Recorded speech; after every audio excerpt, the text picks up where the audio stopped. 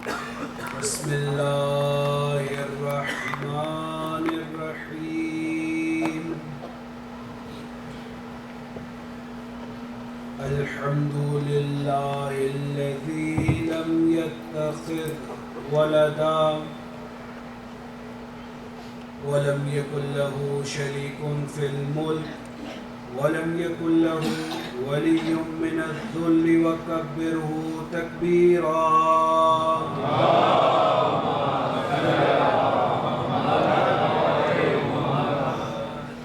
ثم الصلاة والسلام والتحية والإكرام على النبي الأمي المكي المدني سيدنا ومولانا ومولى الثقلين بالقاسم محمد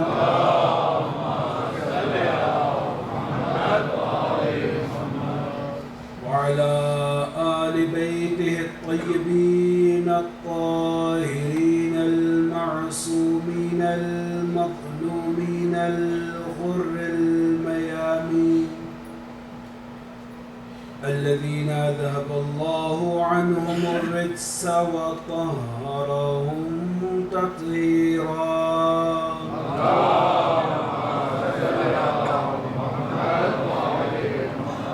ولعنة الدائمة على أعدائهم من حين عداوتهم إلى قيام يوم الدين. أما بعد فقد قال الله الحكيم في كتابه الكريم وقوله الحق. بسم الله الرحمن الرحيم. وبشر الصابرين الذين إذا أصابتهم مصيبة قالوا إنا لله وإنا إليه راجعون.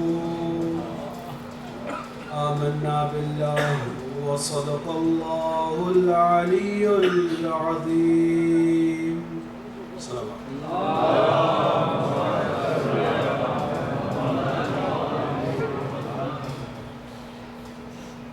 عزاداران سید الشہداء، یقیناً ہم سب متوجہ ہیں اس امر کی طرف کہ جس روز میں ہم موجود ہیں یہ روز قیامت سے کم نہیں، اور روز عاشوراء ہمیں اس روز عاشوراء کی یاد دلاتا ہے کہ جس دن عرض کربلا پہ نواسہ رسول نے اپنی اور اپنے احباب کی وہ لازوال قربانی پیش کی کہ جسے رہتی دنیا تک کوئی ذی روح بھلا نہیں سکتا. اور اسی مناسبت سے ہم ان کے چاہنے والے اور معرفت رکھنے والے کہ انشاءاللہ اللہ ہمیں ان کی معرفت دے، ہم کوشش یہ کرتے ہیں کہ اس ماہ محرم خاص طور پہ پہلے 10 ایام اور خاص طور پہ روز عاشوراء اس بات کا خیال رکھیں کہ ہمارے طرز عمل حتیٰ ہمارے ظاہری لباس اور گفتگو کے انداز سے بھی اس بات کی عکاسی ہو کہ ہم حسین کے عزادار ہیں.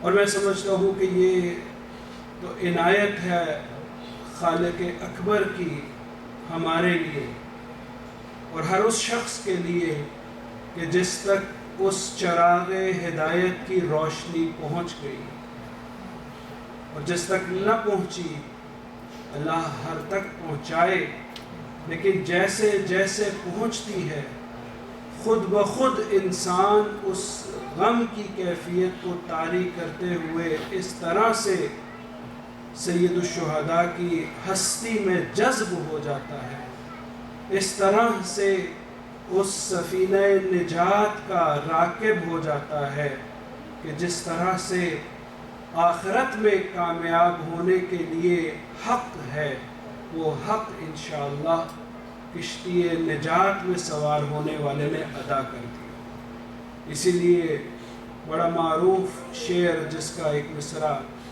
کہ انسانیت کو بیدار تو ہو لینے دو، ہر قوم پکارے گی ہمارے ہیں حسین، تو کسی ذات پات مکتب مسلک سے حسین محدود نہیں ہو سکتا۔ جس تک پیغام پہنچا اس نے اپنے طریقے سے، اسی لیے آج کے دن میں اس حد تک تاکیدیں ہوئی کہ مومن اپنے چہرے کو، اپنے لباس کو، اپنی ظاہری حالت کو اس طرح سے بنائے کہ ایک دوسرے کو اس غم کی یاد دلائی جائے، سلام کے ساتھ تعزیت پیش کی جائے، اور جو ایک خاص طور سے تاکیدی سنتیں ہمارے معاشرے میں، کیونکہ سنتیں دو طرح سے ہوتی ہیں، ایک وہ جو ائمہ علیہ السلام سے ہمیں ملتی ہیں، اور ایسی سنت جو پیغمبر اور ان کی آل سے ملے، اس سنت کا تو جواب ہی نہیں۔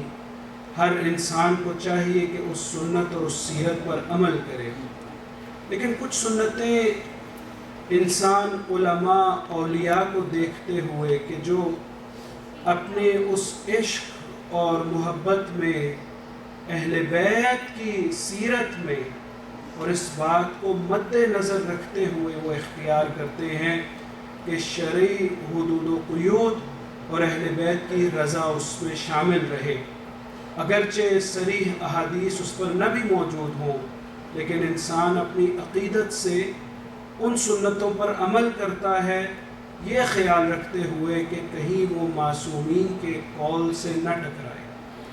تو اس باب میں یقیناً آپ سب میں سے بھی بہت سے لوگ اس سنت پر عمل کرتے ہوں گے اور کرتے ہیں کہ کوشش یہ کی جائے کہ اس دن ہنسنے سے، گفتگو سے، حتیٰ زیادہ کھانے پینے سے، حتیٰ کوشش یہ کی جائے کہ وقت عصر تک انسان جس حد تک ممکن ہو کھانے پینے سے پرہیز کرے، اور یاد رکھے کہ یہ وہ دن تھا کہ جس دن نواسہ رسول کو پیاسا شہید کیا۔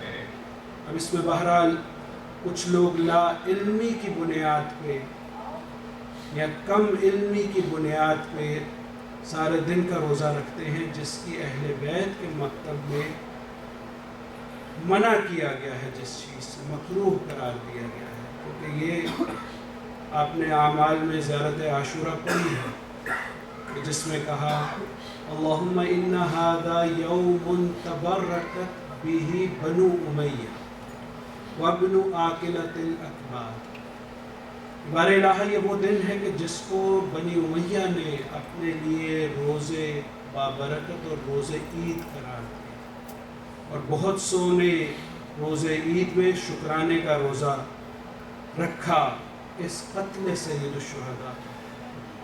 تو ائمہ نے کہا کہ اہل بیت کے چاہنے والوں کی ہمارے پاس احادیث موجود ہے، کیونکہ بہت سے استدلال کیے جاتے ہیں، اور ایک وجہ جو میں نے اس بات پر لب کشائی کی، کیونکہ سوشل میڈیا کے دور پہ بہت زیادہ پیغامات ہمارے بچوں کو، جوانوں کو اس عنوان سے دیے جاتے ہیں کہ اس متبرک روز میں کیوں نہ روزہ رکھا جائے، اس سے بڑھ کر کون سا روزہ ہو سکتا۔ تو سمجھنے کی یہ ضرورت ہے کہ ہماری سنتیں، ہماری عادتیں، ہمارا عمل اس دائرے اور اس سرحد کے اندر ہو جس کو اللہ کے رسول اور ہمارے ائمہ نے ہمارے لیے مقرر کیا ہے۔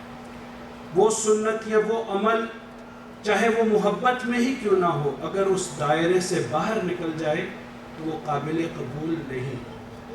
انسان چاہے بھی اللہ کی محبت میں، عبادت اور بندگی کے شوق میں 2 رکعت کی بجائے صبح کی فرض نماز 3 رکعت پڑھ دے یا 4 رکعت پڑھ دے، تو اس سے یہ نماز قبول نہیں ہے، بلکہ وہ 2 رکعت نماز بھی اس کے لیے باقی رہے گی کہ اس کو قضا کرنی ہے۔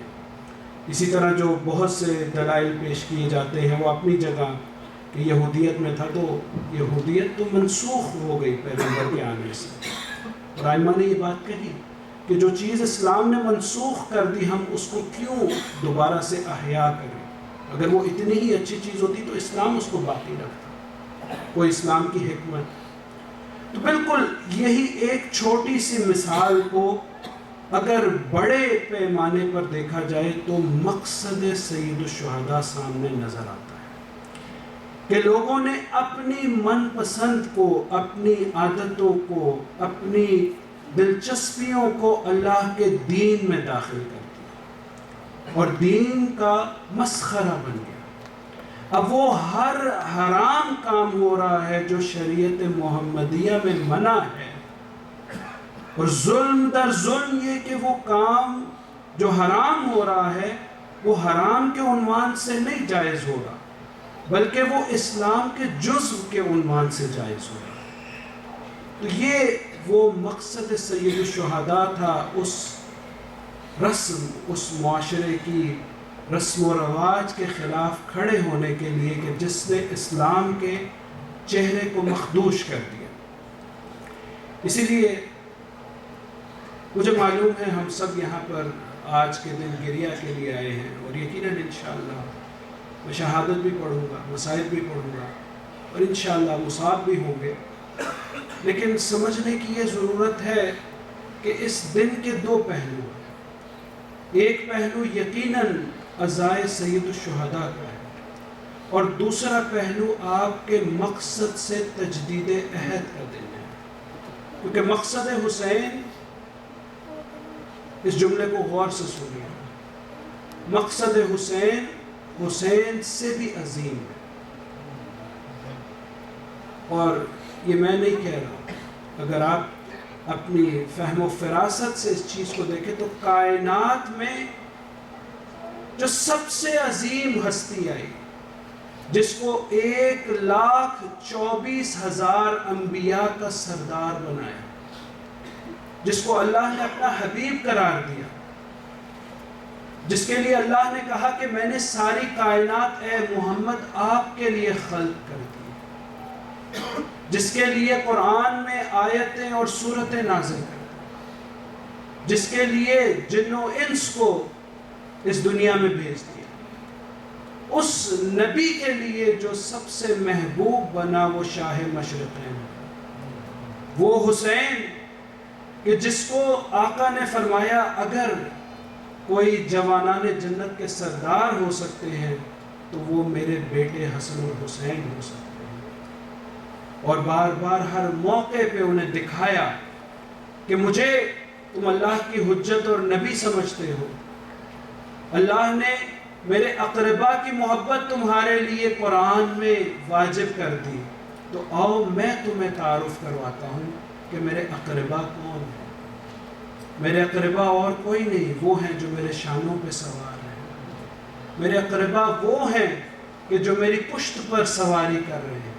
واقعہ آپ کا سنا ہے کہ اللہ کا نبی اس عظمت کے ساتھ اس مقام پہ کہ جہاں پر ملائکہ کے پر جل جائیں، ملائکہ کی حدیں ختم ہو جائیں، اللہ کا نبی اس مقام سے زیادہ آگے اللہ کا قرب حاصل کرے، لیکن وہی اللہ کا نبی جب حسن اور حسین کے ساتھ کھیلے تو اس طرح سے سواری کا روپ اختیار کرے کہ جیسے بچوں کی سواری۔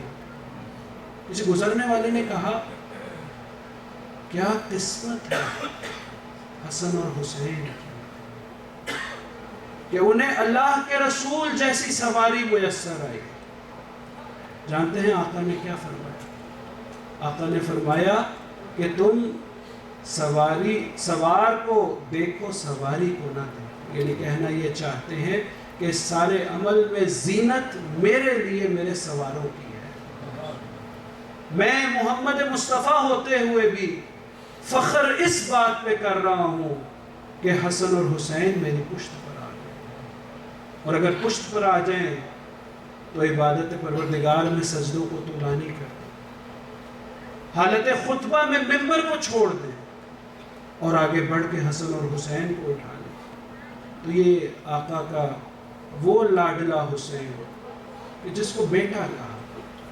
کائنات نے یہ بھی ایک عجیب حقیقت دیکھی ہے کہ جس کو دنیا نواسے کے حساب سے یاد کرتی ہے اس کو خود آقا نے اپنا بیٹا کہا، قرآن کی نص سے کہا، آیے مباہلہ کی نص سے کہا۔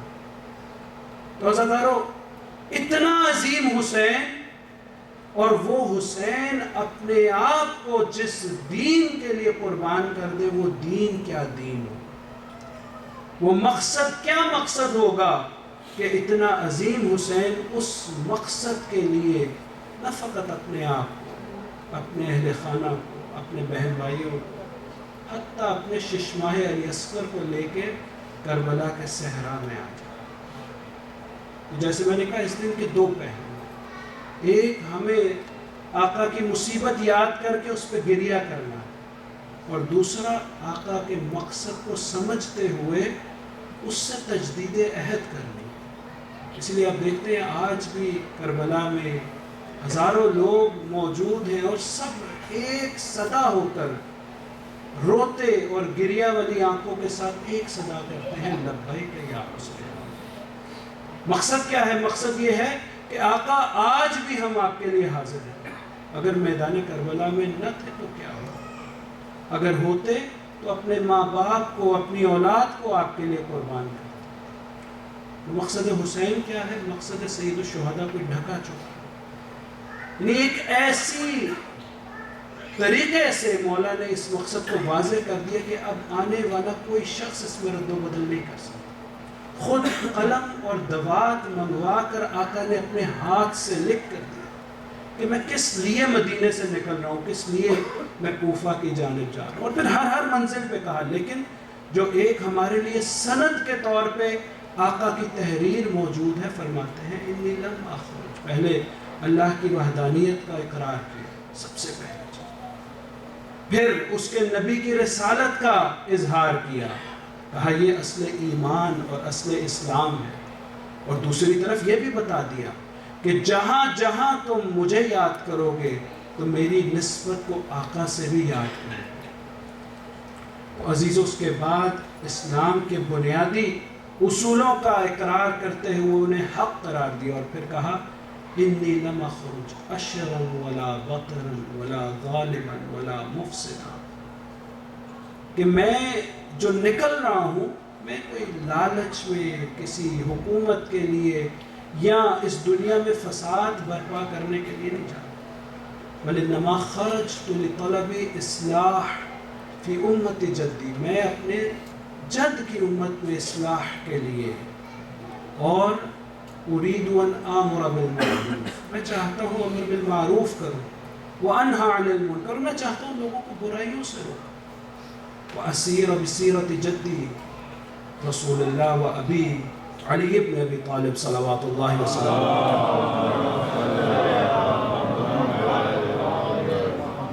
تو زداروں، جہاں پر روزہ عاشوراء ہمیں اس قربانی کی یاد دلاتا ہے، روزہ عاشوراء ہمیں یہ بھی یاد دلاتا ہے کہ ہم اس حسین کو ماننے والے ہیں جو اسلام کو اس کی اصلی بنیادوں پہ استوار کرنے کے لیے اپنے خاندان کی قربانی کو دینے کے لیے مدینے سے نکل رہے ہیں، جو لوگوں کو اچھائی کی طرف بلانے کے لیے نکل رہے ہیں، جو لوگوں کو برائی سے روکنے کے لیے نکلنا چاہتے ہیں، جو سیرت رسول اللہ اور سیرت حیدر کرار پر چلنے کے لیے نکل رہے ہیں۔ تو یہی مقصد ہے عزا کا، یہی مقصد ہے گریے کا، کہ ہم بھی یہ چند چیزوں کو اپنائیں، کہ ہم اپنی زندگیوں میں امر بالمعروف اور نہی عن المنکر کو رائج کریں۔ امر بالمعروف نہی عن المنکر، آسان تعریف میں کہ اچھائی کی طرف لوگوں کو بلائیں اور برائیوں سے روکیں۔ اب کوئی شخص بھی امر بالمعروف اور نہی عن المنکر اس وقت تک نہیں کر سکتا جب تک وہ خود عامل نہ ہو، جب تک وہ خود اچھائیوں پر عمل نہ کرتا ہو اور برائیوں سے نہ رکتا ہو۔ تو شاید یہ انسان کی دو روئی ہو، اگر وہ کہے کہ میں عزادار بھی ہوں حقیقی معنوں میں، اور میں آقا کے مقصد کو آگے بڑھانے کا سپاہی بھی ہوں۔ تو اس مقصد کے لیے اپنی اصلاح، اپنے آپ کو نیکیوں کی طرف راغب کرنا، برائیوں سے بچنا، اور اپنے اہل خانہ۔ جب ہم علم حضرت عباس اٹھاتے ہیں تو ہمارے جوانوں کے دلوں میں یہ ہونا چاہیے، ہمارے بزرگوں کو، کہ جب حبیب ابن مظاہر کے مصائب سن کے گریہ کرتے ہیں تو یہ ذہنوں میں ہونا چاہیے کہ ہمیں ان کے نقش قدم پر چلنا ہے۔ ہمارے لیے ہر چیز سے پہلے ہمارا دین ہے، ہمارے لیے ہر چیز سے پہلے سیرت نبی ہے، ہمارے لیے ہر چیز سے پہلے سیرت حیدر کرار۔ اسی طرح میری بہنوں کے لیے جب وہ چادر زہرا کی عزادار بنتی ہیں، کتنی عظمت ہے اس چادر کی جو جناب سیدہ سے جناب زینب کو ملی۔ جب ہماری بہنیں اس چادر کو یاد کریں تو اس چیز کا بھی عہد کریں کہ ان ظالموں نے تو بی بی کے سر سے چادروں کو نوچ لیا، لیکن ہم اپنے سروں پہ چادر رکھ کے، ہم اپنے سروں پہ حجاب کر کے ہم اس زینب کی عزادار بنیں گے۔ یہ تجدید عہد کا دن ہے، یہ انسان کو اپنے اس مقصد سے قریب کرنے کا دن ہے کہ جس کے لیے آقا سید الشہداء نے ایسی لازوال قربانی پیش کر دی کہ جس کی تاریخ میں کوئی مثال نہیں ملتی۔ ایک جملہ معروف سنا ہے، کچھ لوگ اسے آقا سے نسبت دیتے ہیں، لیکن ایک شاعر نے کہا ہے، بہت بعد میں ایک شاعر نے کہا، مولا کی زبان حال کو بیان کہ مولا کو جب دین کی بقا خطرے میں نظر آئی تو آپ نے یہ جملہ فرمایا۔ یہ شاعر اپنی زبان حال میں مولا کی طرف سے کہا کہ اے دین خدا، ان لم یستقم دین محمد الا بقتل فیا سیوف خذی، کہ اگر اللہ کے دین کا استحکام میرے قتل کے بغیر ممکن نہیں تو اے تلواروں آؤ مجھ پر ٹوٹ۔ بہت سے لوگ کہتے ہیں کہ امام کا جملہ ہے، امام سے منسوب ہے، لیکن ایک شاعر نے بات کہا۔ سمجھ یہی آ رہی ہے کہ مولا کہہ رہے ہیں کہ میں اس راہ میں دریغ نہیں کروں گا، میں ان تلواروں کا، ان نیزوں کا میں آگے بڑھ کر استقبال کروں گا، کیونکہ اللہ کے دین کی بقا اسی میں ہے۔ اور پھر وہ جملہ جناب علی اکبر کا کہ جب مکہ سے کوفہ کے راستے میں، منزل تو کوفہ تھی نا، کربلا میں روک دیے گئے، تو کہا بابا سے، جب بابا نے کہا کہ بیٹا میں سنتا ہوں کہ ایک ندا آتی ہے کہ جیسے جیسے یہ قافلہ بڑھتا ہے موت اس کے تعاقب میں جاتی ہے۔ میں نے ابھی تک یہ مجلس میں جملہ نہیں پڑھا، کیونکہ مصائب میں بعض اوقات ہم پڑھ کے آگے نکل جاتے ہیں، فکر نہیں کرتے۔ اگر صرف اس ایک جملے پر آپ ایک لمحے کے لیے رک کر سوچئے، عام انسان بھی ہو، اگر مجھے پتہ چل جائے کہ میں کسی منزل کی طرف جا رہا ہوں اور اس منزل میں میرے ساتھ موت جا رہی ہے، تو انسان کے پاس اختیار ہوگا تو وہ رک جائے۔ اور پھر اگر کوئی اہم شخصیت ہو، کوئی آپ کے والد ہو، کوئی عالم دین ہو، کوئی امام ہو، تو آپ اپنی بھرپور کوشش کریں گے کہ اس موت سے اس شخصیت کو بچائیں گا۔ لیکن عجب معاملہ ہے، میں اس چیز کا بھی جواب دے رہا ہوں جو اس ملعون شخص نے چند سال پہلے یہ کہا تھا کہ نعوذ باللہ حسین اپنی موت کی طرف جانتے ہوئے خود گئے، اور وہ لفظ استعمال کیا جو شایان شان بھی نہیں ہے کہ میں وہ لفظ ادا کروں۔ اس چیز کا بھی جواب دے رہا ہوں۔ انسان کی عقل حسین کو سمجھنے سے عاجز ہے، اپنی پست اور نجس عقل پہ حسین جیسی پاکیزہ ہستی کو قیاس کرنے والے کو اپنی اوقات سمجھنی چاہیے۔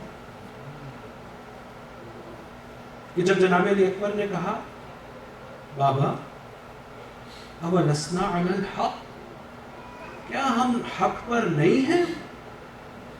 ابھی سوال کس سے کر رہے ہیں؟ والد سے کر رہے ہیں؟ نہیں، وہ امام وقت سے کر رہے ہیں، اس لیے کہ قیامت تک تاریخ میں اس بات کو سنہرے الفاظ سے لکھ کر بتا دیں کہ حق کے لیے جان دینا اور ہے اور خودکشی کرنا اور ہے۔ اور یہ حق عام حق نہیں ہے، 1,24,000 انبیاء کی محنتوں کا ثمر ہے۔ جانتے ہیں کہ اس راستے میں موت ہے، لیکن پھر کہا کیا وَلَسْنَا عَلَى الْحَقِّ، آقا نے جواب دیا اگر ہم حق پر نہیں ہوں گے تو کون حق پر ہوگا؟ تو پھر کہا اِذًا لَا نُبَالِي، پھر پرواہ نہیں ہے، پھر خوف نہیں ہے، موت ہم پر آ پڑے یا ہم موت پر جائیں۔ اپنے مکمل اختیار، ارادے، اعلان کے ساتھ آقا اس مقصد کی طرف بڑھ رہے ہیں جس میں دین کی سربلندی ہدف ہے، چاہے اس میں حسین کی جان چلے۔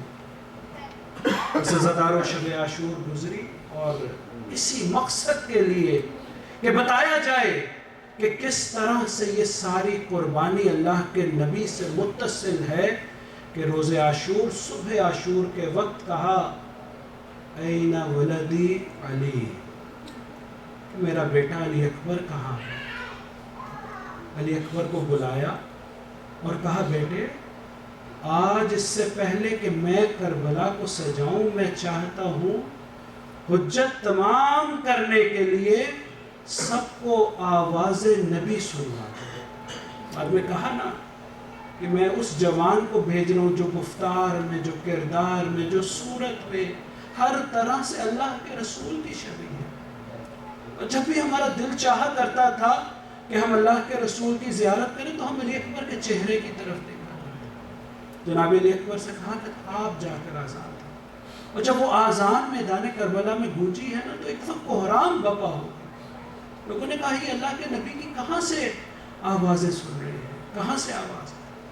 پھر شاید اسی مقصد کے لیے، اسی سوال کو دور کرنے کے لیے کہ جب مغیرت ابن شعبہ کا بیٹا لکھتا ہے کہ میرا باپ ایک روز حاکم شام کے محل سے واپس آیا اور اس نے آ کر سے بڑی پریشانی سے کہا کہ میں بڑا نگران ہوں، بڑا پریشان ہوں کہ ہماری اہل بیت سے دشمنی تو ہے لیکن حاکم شام اس پست حد تک جا سکتا ہے کہ کوئی دشمن بھی نہ سوچے۔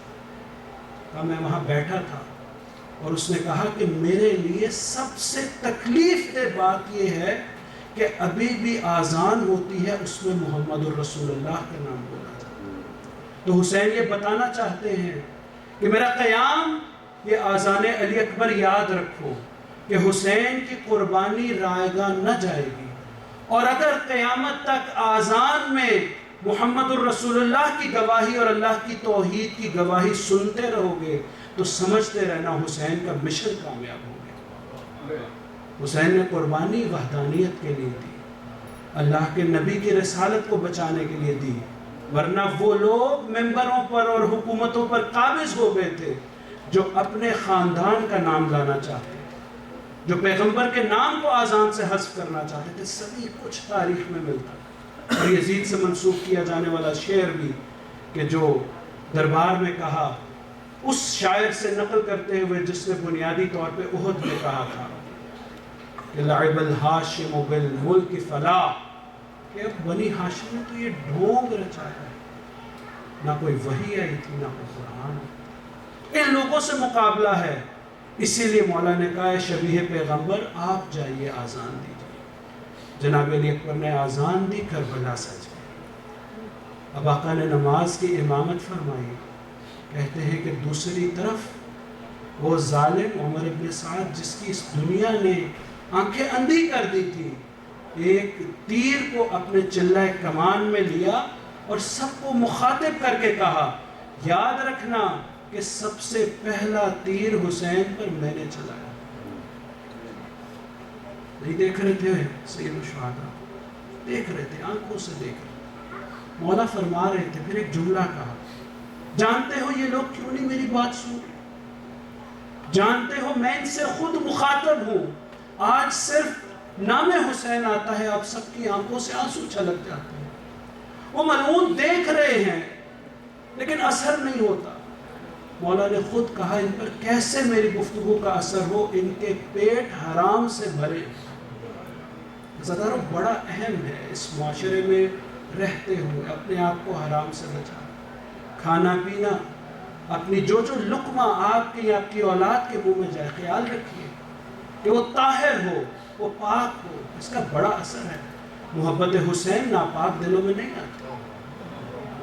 جس دہن میں، جس شکم میں نجاست کا یا حرام لقمے کا ایک ذرہ بھی چلا گیا، محبت حسین اس دل میں نہیں آتی۔ مولا نے خود فرمایا کہ لوگ کیسے میری بات سنیں گے جن کے پیٹ حرام سے بھرے ہوئے ہیں۔ بس عزادارو ادھر تیروں کا چلنا تھا، تاریخ نے لکھا کہ آدھی جماعت اسی وقت شہید ہوئی، حملہ مغلوبہ اسے کہا جاتا ہے۔ بس عزادارو جیسے جیسے عاشورے کا دن بڑھنا شروع ہوا، مولا نے اپنے اصحاب کو اجازت دی، حر گئے، حر کے بیٹے گئے، مسلم ابن اوسجہ گئے، ایک ایک کر کے برائے رحمدانی گئے، ایک ایک کر کے جا رہے ہیں کہ وہ وقت آیا کہ جب آگے بڑھ کے ابو سمامہ سیداوی نے آگے کہا کہ اپنا رسول اللہ، اے اللہ کے رسول کے فرزند، وقت نماز ہوا چاہتا ہے، دل چاہتا ہے کہ اس دنیا سے جانے سے پہلے آخری نماز آپ کے ساتھ پڑھ لیں۔ مولا نے ایک لمحے کو توقف کیا، جیسے چاہتے ہوں کہیں کہ آنے والے تو نے عشق نماز میں کچھ جلدی کر دی۔ امام تو وہ ہوتا ہے جو وقت پہ پوری نظر رکھتا ہے۔ توقف کر کے کہا کہ اب وقت نماز ہوا، اور کہا کہ اب نماز خوف پڑھی جائے گی کیونکہ ظالموں نے وقت ہی نہ دیا۔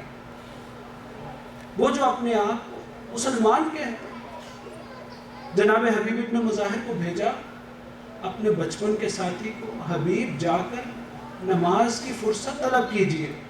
حبیب گئے، کہا کہ نواسہ رسول نماز پڑھنا چاہتے ہیں۔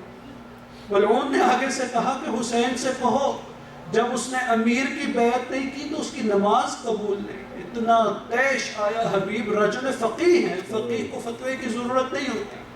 کہا کہ اتنا طیش آیا، اسی وقت اپنی نیام سے تلوار نکالی اور اس شخص کے ٹکڑے ٹکڑے کر دیے کہ تیری یہ جرت ملعون کہ تو نواسہ رسول کی نماز پر شک کرے۔ بس عزادارو یہی سے پھر ایسا سلسلہ شروع ہوا۔ امام نے نماز شروع کی، بہت عزیز تھی، نماز خوف پڑھی، کہا کہ نماز پڑھیں گے۔ جناب سعید آگئے، زہیر ابن قین آگے کھڑے ہو گئے اور تیروں کو اپنے سینوں پہ لے گئے۔ سعید کے بارے میں ملتا ہے کہ نماز خوف بڑی مختصر نماز پڑھی جاتی ہے، عام حالات کی نماز کی طرح نہیں ہوتی۔ نماز خوف پڑھتے پڑھتے سعید امام کو بچانے کے لیے کبھی داہنے کبھی بائیں جاتے تھے۔ کہتے ہیں ادھر نماز ختم ہوئی، ادھر تیورا کر گرے سعید، اور امام سعید کے سراہنے آئے۔ سعید نے ایک سوال پوچھا، مولا میں نے اپنے عہد کی وفا کر دی۔ کتنی عزیز ہے نماز، کیسے عزادار حسین نماز سے غافل ہو سکتا ہے؟ کہا ہاں سعید، تم نے اپنی وفا پوری کر دی، اجرکم اللہ۔ بس عزادارو اس کے بعد کربلا پھر ایک دفعہ سجی، اب حملہ ہوا۔ اب وہ وقت آیا کہ ایک ایک کر کے سب اصحاب با وفا رخصت ہوئے۔ اب بنو ہاشم کی باری آئی نا۔ بنو ہاشم میں کون ہے؟ 18 جوان، اور میں وہی کہوں گا کہ اس وقت بھی اسلام کو جب جب ضرورت پڑی خون ابو طالب کام آیا۔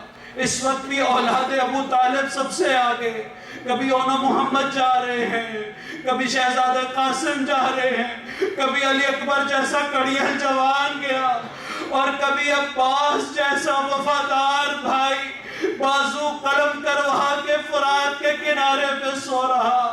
بس عزادارو بہت وقت گزر گیا۔ امام نے اب وہ آخری جملہ جو کہا نا، الان انکسر ظہری، عباس تمہارے جانے سے اب میری کمر ٹوٹ گئی۔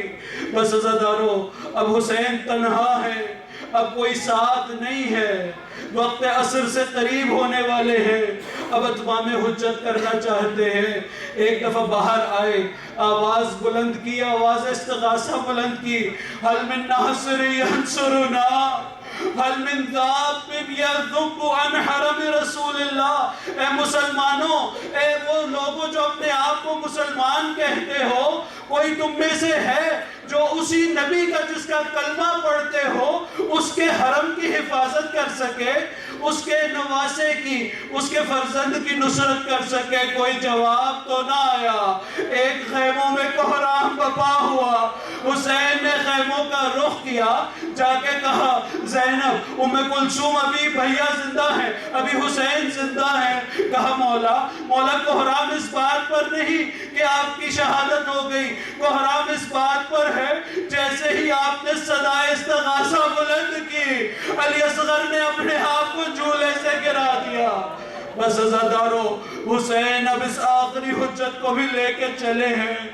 علی اصغر نے جا کے اس 6 ماہے نے اپنی حجت کو تمام کیا، خشک لبوں پہ زبان پھیرنا شروع کی۔ آپ نے سنا وہ تلذی کی منزل کو، آپ نے سنا ذہنوں میں لائیے۔ عزادارو، ظالم نے وہ 3 بھال کا تیر چلایا جو اونٹ کو بھی نہر کرنے کے لیے نہیں بلکہ درختوں میں سوراخ کرنے کے لیے آتا تھا۔ اور جب علی اکبر کو وہ علی اصغر کو وہ تیر لگا ہے نا گلے میں، تاریخ نے جناب علی اصغر کے لیے، آپ کی شہادت کے لیے یہ جملہ کہا فَذُبِحَ الطِّفْلُ مِنَ الْأُذُنِ إِلَى الْأُذُنِ، کہ وہ تیر کا پھل اتنا چوڑا تھا ایسے جیسے وہ تیر بچے کو ذبح کر گیا ایک کان سے دوسری کان کی طرف۔ اجرکم اللہ۔ بس عزادارو، حسین نے جناب علی اصغر کو ہاتھوں پہ لیا۔ آپ نے بھی وہ اعمال کیے، کبھی آگے جاتے ہیں کبھی پیچھے آتے ہیں۔ رضن بقضائہ و تسلیما لامرہ، پر الہ اگر تیرے دین کی قربانی مجھ سے علی اصغر کی قربانی مانگتی ہے تو علی اکبر کیا میرا علی اصغر بھی اسلام کے لیے قبول۔ بس عزادارو، علی اصغر کو اسی جلتی ریت میں دفن کیا۔ اب حسین ایک دفعہ پھر تنہا، کربلا کی خاک پہ کوئی نہیں۔ آقا بہت غریب ہو گئے، بہت غریب ہو گئے۔ ایک دفعہ سلام وہی سے بلند کیا، یا زینب، یا ام کلثوم، یا رقیہ، علیکنا من السلام، میرا سلام قبول کرو۔ آقا کی آواز کیا کانوں میں پڑی، بیویوں نے شور و غوغا بلند کیا، شیون و نالا کی صدائیں بلند ہوئی۔ جناب زینب نے آواز دی، بھیا اگر جانا ہی ہے تو رخصت کر کے جائیے۔ اجرکم اللہ۔ بس عزادارو، ایک دفعہ سید الشہداء جناب زینب کے خیمے میں آئے۔ جناب زینب سے کہا، بہن زینب، بڑی اہم ذمہ داری تم پر دے کر جا رہا ہوں۔ وہ کاروان جس کو میں مدینہ سے لے کر چلا تھا، جس کا سرپرست اور سالار میں اور تمہارا بھائی عباس تھے، اب وہ کاروان کو تمہیں لے کر جانا ہے۔ بس عزادارو، جناب زینب سے مولا نے کہا کہ وہ پرانا کرتا مجھے لا دو کہ میں اپنے لباس کے نیچے پہن لوں، تاکہ یہ ظالم میرے بدن سے لباس کو مت اتارے۔ اتنے پست لوگ تھے، آقا بتا رہے ہیں۔ بس عزادارو، اس لباس کو بھی مولا نے ایک خنجر سے تار کیا۔ اب جانا چاہتے ہیں۔ جناب زینب اس امام کے پاس آئی جو بستر علالت پر غشی کی حالت میں ہے، شانہ ہلایا، اے علی زین العابدین اٹھو۔ بڑی مصلحت تھی نا اللہ کی۔ جناب زین العابدین کو غشی کی حالت میں، بیماری کی حالت میں رکھا۔ یہ پہلا موقع ہے جب آپ نے آنکھیں کھولی، جناب زینب نے ہلایا، آنکھیں کھولی، دیکھا کہ وہ باپ جس کو صحیح سالم حالت میں دیکھا، اب منہ پر چھیٹے خون کے، بدن میں جگہ جگہ زخم، پرانا کرتا۔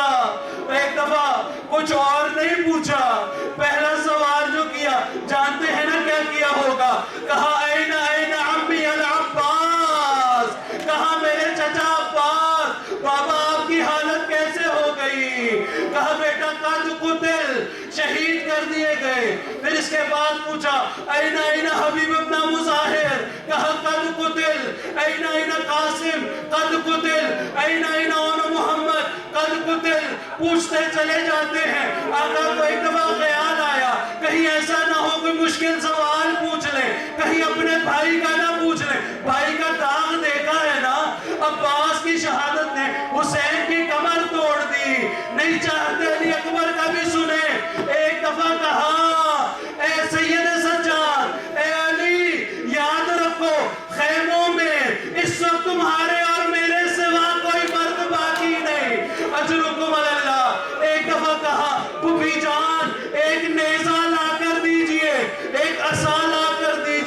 کہا بیٹا کیا کرو گے؟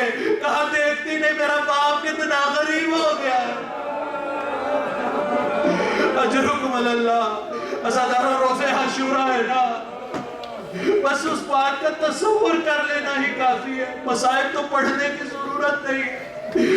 بس ازاداروں ان آنکھوں پہ اللہ رحمت کرے، صاحب مجلس ہمارا نبی، اس کی بیٹی اور اہل بیت آپ کی آنکھوں پہ رحمت نازل کرے، دنیا میں کوئی غم نصیب نہ ہو سوائے غم حسین کے، ان آنکھوں کو اللہ جنت کے حوض کوثر سے سیراب کرے۔ بس ازاداروں ایک دفعہ سید سجاد سے کہا مولا نے، بیٹا سجاد تمہارا جہاد کربلا نہیں ہے، تمہارا جہاد گلے میں توق اور ہاتھوں میں رسیاں اور بیڑیاں پہن کے جانا ہے۔ بس ازاداروں ایک دفعہ رخصت کیا، خیمے سے باہر نکلنا چاہتے ہیں، خیمے کا پردہ اٹھتا ہے، مورخ لکھتا ہے کہ میں خیمے سے قریب ہو گیا، میں دیکھتا تھا خیمے کا پردہ اٹھتا ہے، پھر گرتا ہے، پھر اٹھتا ہے، پھر گرتا ہے۔ حسین نکلنا چاہتے ہیں، کبھی کوئی بی بی بڑھ کے بازو پکڑ لیتی ہے، کبھی کوئی بی بی بڑھ کے ابا کے دامن کو پکڑ لیتی ہے۔ حسین اس نرغہ آدھا میں کس کے پاس چھوڑے جاتے ہیں؟ حسین نے کہا بس یہی خدا کی رضا ہے، یہی دین کا تقاضا ہے، یہی دین کی بقا کی ضرورت ہے۔ بس ازاداروں ایک دفعہ مولا نے رخصت کیا، اب ایک دفعہ خیمے سے باہر آئے ہیں نا، بڑی غربت کا منظر ہوگا، ویسے بھی وہ 30,000 تھے نا، اور یہ چند مٹھی بھر، لیکن ان مٹھی بھر میں عباس جیسا بھائی تھا، ان میں حبیب ابن مظاہر جیسا بچپن کا ساتھی تھا، مولا کو بڑی ڈھارس تھی۔ اب جو خیمے سے باہر نکلے ہیں نا، ایک دفعہ دائیں دیکھا، ایک دفعہ بائیں دیکھا، اور اس کے بعد کہا کہاں ہو میرے شیرو، میں تمہیں آواز دیتا ہوں کیوں جواب نہیں دیتے؟ دیکھنا نہیں تمہارا آقا کتنا اکیلا رہ گیا۔ اجرکم اللہ، کوئی جواب نہیں آیا۔ زبان حال سے پڑھنے والے نے کہا شاید جواب آ جاتا، شاید کنارے فرات عباس کا خیمہ تڑپا ہو، مولا موت اجازت نہیں دیتی، اگر زندگی مل جائے تو ہزاروں زندگیاں آپ پر قربان۔ اجرکم اللہ۔ ایوب پھر ایک جملہ کہا ایوکم تقدم جوادی، اب کون ہے تم میں سے جو میرا گھوڑا لے کر آئے؟ یقیناً ذہن میں عباس آیا ہوگا نا کہ مدینہ سے عباس نے سوار کرایا تھا، پھر ہر منزل میں عباس نے سوار کرایا، جب بڑی حسرت و یاس سے کہا نا ایوکم تقدم جوادی، کون میرا گھوڑا میرے لیے لے کر آئے گا؟ اجرکم اللہ۔ وہ غیرت والی بہن، وہ شریکت الحسین، حسین کیا ہوا؟ عباس نہیں ہے، زینب تو زندہ ہے، زینب اپنے بھائی کو سوار کرائے گی۔ جناب زینب گھوڑا لے کر آئی، مولا سوار ہوئے مقتل کی طرف جانا چاہتے ہیں، گھوڑے نے بڑھنے سے انکار کر دیا۔ مولا نے کہا اے میرے گھوڑے میں جانتا ہوں تو بھی بہت تھک گیا ہے، تو بھی میرے ساتھ صبح سے جا کر میدان سے لاشیں لے جاتا ہے لے آتا ہے، تو بھی بہت پیاسا ہے، تو بھی بہت بیچارہ ہے، ہاں بس آخری زحمت ہے، مجھے بس میدان جنگ میں لے جا اور پھر تیرا کام ختم۔ گھوڑے نے جیسے نیچے کی طرف رخ کیا، اپنے سموں کی طرف اشارہ کیا، تو کیا دیکھتے ہیں مولا؟ وہ 3 سال کی بچی سکینہ گھوڑے کے سموں سے لپٹی، اے میرے بابا کی سواری، میرے بابا کو مت لے جانا، صبح سے جو بھی میدان میں گیا وہ واپس نہیں آیا۔ مولا نے کہا سکینہ بس یہ وہ وقت آ گیا جس کا وعدہ کیا تھا، جس کا اللہ کے رسول سے وعدہ کیا تھا۔ کہا استسلمت للموت، بابا موت کا ارادہ کر لیا ہے؟ کہا ہاں سکینہ۔ کہا بابا ایک حسرت ہے، ایک خواہش ہے، بابا کے سینے میں سویا کرتی تھی۔ کہا بابا میدان میں جانے سے پہلے اپنی لاڈلی کی ایک خواہش کو پوری کر دینا۔ وہ جن کے بچیاں ہیں وہ سمجھ سکتے ہیں، بڑا سخت مرحلہ ہے۔ مولا نے کہا بیٹا بتا کیا خواہش ہے؟ کہا بابا گھوڑے سے نیچے تشریف لے۔ مولا نیچے تشریف لائے، اب کہا اب لیٹ جائیے، مولا لیٹ گئے۔ اب جناب سکینہ سینہ حسین پر لیٹی، شاید یہ کہا ہوگا بیٹا بابا آج تک تو آپ کے سینے پر سویا کرتی تھی، آج سے کس کے سینے پر سوؤں گی؟ جواب تو نہ آیا۔ شاید یہ کہا ہوگا سکینہ آج سے ایسا کرتے ہیں تمہارے بھائی سے تمہاری جگہ بدل لیتے ہیں، تم اپنی ماں کے سینے پر سونا، تمہارا بھیا علی اصغر اب تک میرے سینے پہ سوئے گا۔ اجرکم اللہ۔ بس عزادارو حسین نے سکینہ کو رخصت کیا، سکینہ کو پیار کیا۔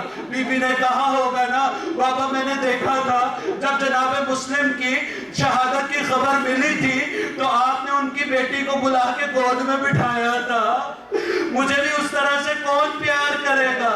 مولا نے یقیناً کچھ نہ کہا ہوگا، جانتے ہیں نا کہ ابھی میری شہادت ہوگی تو شمر آئے گا، عمر ابن سعد کے سپاہی آئیں گے، لیکن چھوڑ دیا۔ جناب سکینہ سے کہا بیٹا اب وقت آ گیا ہے، اس وقت کا انتظار ہے۔ بس عزاداروں میں نے مختصر کر دیا، بہت آپ نے گریہ کر دیا۔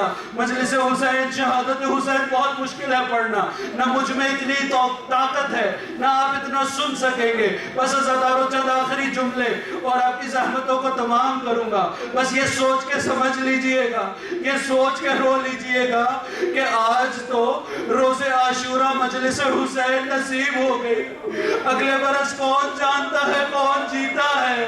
بس عزاداروں شرما کے مت روئیے گا۔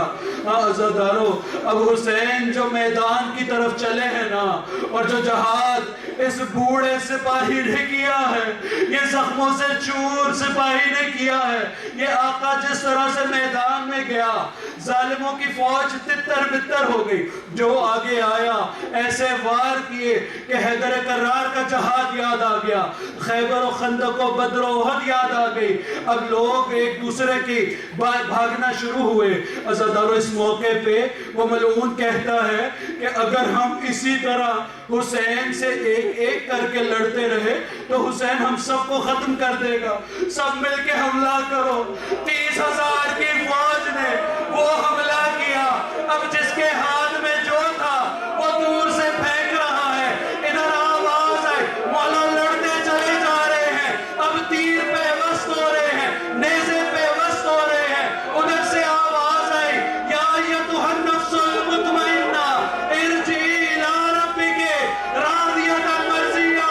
حسین وہ وقت آ گیا، مولا نے تلوار میان میں ڈال دی، اپنے آپ کو گھوڑے کی باہوں میں گردن میں باہر ڈال دی۔ اب عزاداروں حسین کی آواز نہ آ رہی تھی، وہ زینب بہن مثل زینبیہ پر آ گئی۔ اب وہ منظر زینب نے دیکھا، خدا کسی بہن کو نہ دکھائے، وہ سینہ جس پہ اللہ کا رسول بوسے دیا کرتا تھا، الشمرو جالساً علی صدر الحسین، شمر سینے پر بیٹھا، ہاتھ میں کند خنجر، آسمان سے آندیاں، خون کی بارش، لقد قتل الحسین، لقد ذبح الحسین۔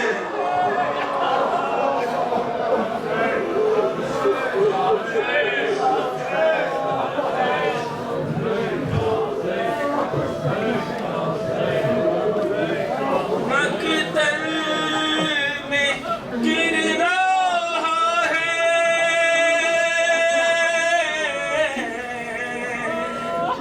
مقتل میں گر رہا ہے، اٹھا لو حسین کو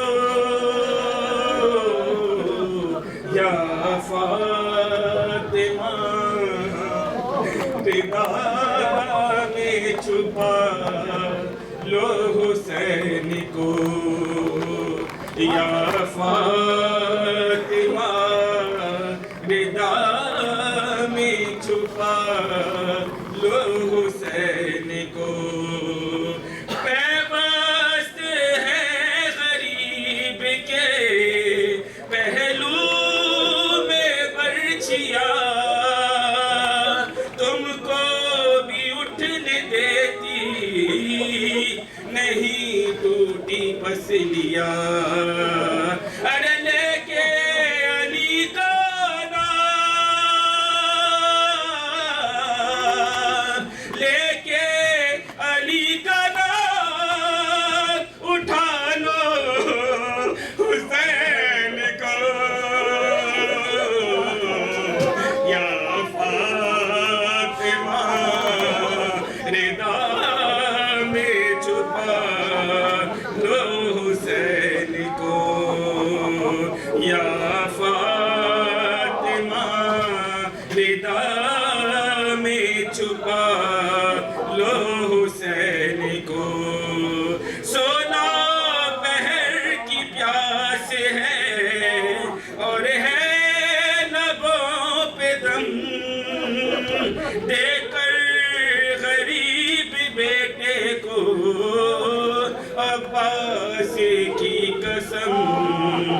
پانی اگر ملے